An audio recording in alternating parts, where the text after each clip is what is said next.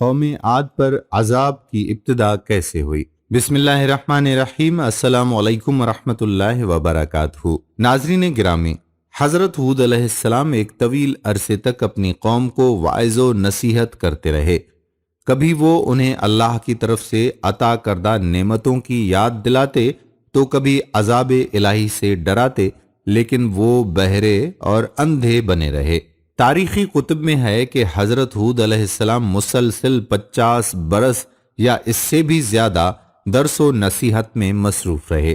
قوم عاد کے 13 قبائل میں سے لقمان اور خلجان نامی قبائل نہایت طاقتور تھے، انہیں حکمرانی کی حیثیت بھی حاصل تھی۔ حضرت ہود علیہ السلام نے جب دعوت حق دی اور کفر و شرک کو چھوڑ کر ایک اللہ کی بندگی کی طرف بلایا تو لقمان قبیلے نے سخت مزاحمت کی اور حضرت ہود علیہ السلام کے دشمن ہو گئے۔ ان کے برعکس دوسرے قبیلے خلجان نے حضرت ہود علیہ السلام کی باتوں پر غور و خوض کیا اور ان میں سے اکثر جلد ہی آپ علیہ السلام کی دعوت کو قبول کر کے ایمان لے آئے۔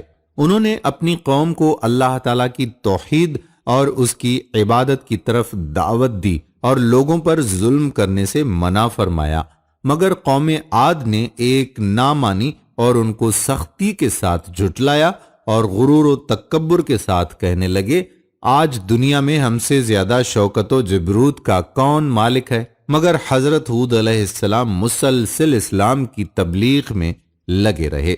وہ اپنی قوم کو عذاب الہی سے ڈراتے اور غرور و سرکشی کے نتائج بتا کر قوم نوح کے واقعات یاد دلاتے، مگر قوم کے سرکش افراد نے ہمیشہ ان کو جھٹلایا اور حق کی دعوت کو قبول کرنے سے یکسر انکاری ہو گئے۔ ہود علیہ السلام نے اپنی قوم کو راہ حق پر گامزن کرنے کی ہر ممکن کوشش کی، مگر قوم نے ان کی دعوت قبول کرنے سے انکار کر دیا تو بالآخر انہوں نے بارگاہ الہی میں مدد کے لیے دستے دعا دراز کیے، جسے قرآن کریم نے یوں بیان کیا، اے پروردگار، انہوں نے مجھے جھوٹا کہا ہے، پر تو میری مدد فرما۔ اللہ نے اپنے نبی کی فریاد کے جواب میں فرمایا، اے نبی، بہت جلد اپنے کیے پر پچھتانے لگیں گے۔ ناظرین، اللہ تعالیٰ نے اپنے نبی کی دعا قبول فرمائی اور قوم عاد پر عذاب کی ابتدا ہو گئی۔ بادلوں کے فرشتے کو حکم دیا گیا اب بارش نہ برسائی جائے، چشموں کے فرشتے کو حکم دیا کہ ان کے ٹھنڈے میٹھے اور شفاف پانی سے لبریز چشموں اور آبشاروں کو خشک کر دو۔ چنانچہ دیکھتے ہی دیکھتے ان کے سرسبز و شاداب کھیت و کھلیان سوکھنے لگے اور مویشی مرنے لگے، یہاں تک کہ لوگ پینے کے پانی تک کو ترسنے لگے۔ کثیر تعداد میں پیدا ہونے والے پھل اور اناج ناپید ہو گئے۔ پوری قوم خشک سالی کا شکار ہو کر بدحال اور پریشان ہو گئی۔ یہ سلسلہ مسلسل 3 سال تک جاری رہا۔ حضرت ہود علیہ السلام سے اپنی قوم کی یہ پریشانی دیکھی نہیں جاتی تھی۔ آپ علیہ السلام بہت افسردہ اور بہت ہی پریشان رہتے، اور پھر ایک دن انہوں نے اپنی قوم سے فرمایا، اے میری قوم کے لوگو، تم اپنے پالنے والے سے بخشش مانگو، اس کے آگے توبہ استغفار کر دو، وہ تم پر آسمان سے موسلا دھار میہ برسائے گا اور تمہاری طاقت و قوت میں اضافہ فرمائے گا، اور دیکھو گنہگار بن کر روگردانی نہ کرو۔ قرآن کریم اور احادیث مبارکہ میں توبہ استغفار کے بڑے فوائد فرمائے گئے ہیں۔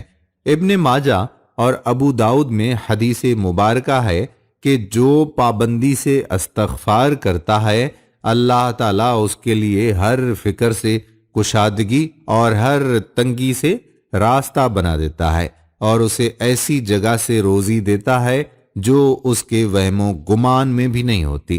بہرحال حضرت ہود علیہ السلام کے لاکھ سمجھانے کے باوجود اس قوم پر کوئی اثر نہ ہوا، بلکہ نہایت ڈھٹائی کا مظاہرہ کرتے ہوئے کہنے لگے کہ ہم محض تیرے کہنے پر اپنے آبا و اجداد کے اور اپنے ان معبودوں کو کیوں چھوڑ دیں؟ قرآن کریم نے اسے یوں بیان کیا ہے، اے ہود، تم ہمارے پاس کوئی دلیل تو لائے نہیں، اور ہم صرف تمہارے کہنے سے نہ اپنے معبودوں کو چھوڑنے والے ہیں اور نہ تم پر ایمان لانے والے، بلکہ ہم تو یہ سمجھتے ہیں کہ ہمارے کسی معبود نے تمہیں آسیب زدہ یعنی دیوانہ کر دیا ہے۔ ناظرین، عذاب الہی کے ابتدائی مراحل میں خشک سالی نے قوم عاد کی حالت اب تر کر دی، چنانچہ ان کے سرداروں اور دانشوروں نے اس سے نجات پانے کے لیے مختلف تدابیر پر غور و خوض شروع کر دیا۔ یہ بات بڑی حیران کن ہے کہ پچھلی قوموں کو جب کبھی کوئی مشکل آ گھرتی تو وہ اس سے نجات کے لیے حجاز مقدس کا سفر کرتے اور بیت اللہ شریف میں جا کر اللہ کے آگے آہوزاری کرتے، یعنی کافر قومیں بھی اس حقیقت کو تسلیم کرتی تھیں کہ اس ارض و سما میں ایک لافانی قوت موجود ہے، لیکن اس کے باوجود جب نبی اور رسول یہ بات کہتے تو ان کی عقل پر پردہ پڑ جاتا۔ قوم عاد کے سرداروں نے بھی یہی فیصلہ کیا کہ قوم کے سرکردہ افراد بیت اللہ شریف جا کر ان دیکھے خدا کے سامنے فریاد کریں گے۔ چنانچہ مختلف قبائل کے سرداروں اور دیگر اہم افراد پر مشتمل 70 افراد کا ایک وفد حجاز مقدس روانہ ہوا۔ اس زمانے میں مکہ پر قوم عمالیق کی حکمرانی تھی، جس کا سردار معاویہ بن بکر تھا، اور معاویہ کی والدہ قوم عاد سے تعلق رکھتی تھی۔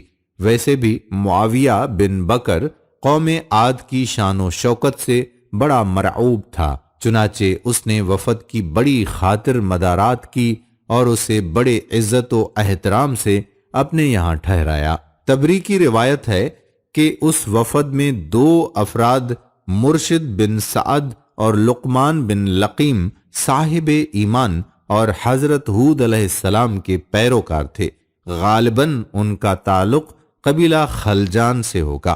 ان دونوں کے علاوہ باقی سب کافر اور بت پرست تھے۔ معاویہ نے ان کے اعزاز میں رقص و سرور کی محافل کا اہتمام کیا، اور تقریباً 1 ماہ تک یہ لوگ اپنے آنے کا مقصد فراموش کر کے عیش و عشرت اور شراب و شباب کی محافل میں مدہوش رہے۔ جب ان کا قیام طویل ہو گیا تو معاویہ بن بکر کو ان کے واپس جانے کی فکر لاحق ہوئی۔ کافی سوچ بچار کے بعد اس نے ناچنے گانے والیوں کے ذریعے چند اشعار کی صورت میں انہیں ان کے آنے کے مقصد کی یاد دہانی کروائی، جس پر وفد کو ہوش آیا۔ تاریخی کتب میں درج ہے کہ اس موقع پر وفد میں شامل مرشد اور لقمان نے ایک بار پھر انہیں سمجھانے کی کوشش کی کہ جو کچھ حضرت ہود علیہ السلام کہتے ہیں اس پر ایمان لے آؤ، لیکن وہ نہ مانے۔ ناظرین، پھر وفد بیت اللہ شریف گیا اور بارش کی دعائیں مانگنی شروع کر دیں۔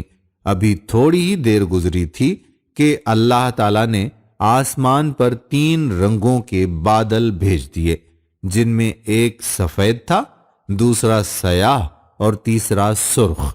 اس کے ساتھ ہی آسمانوں سے ندائے غیب آئی، اپنے اور اپنی قوم کے لیے ان تینوں میں سے کسی ایک کو پسند کر لو۔ چنانچہ وفد نے سوچ بچار کے بعد سیاہ بادل کو اپنے لیے پسند کر لیا، جس کے ساتھ ہی سرخ اور سفید ٹکڑے آسمان سے غائب ہو گئے، اور ابر سیاہ آہستہ آہستہ آسمان پر چھانے لگے۔ وہ لوگ اپنی دعا کی قبولیت پر بڑے خوش تھے اور سمجھتے تھے کہ اب خشک سالی ختم ہو جائے گی۔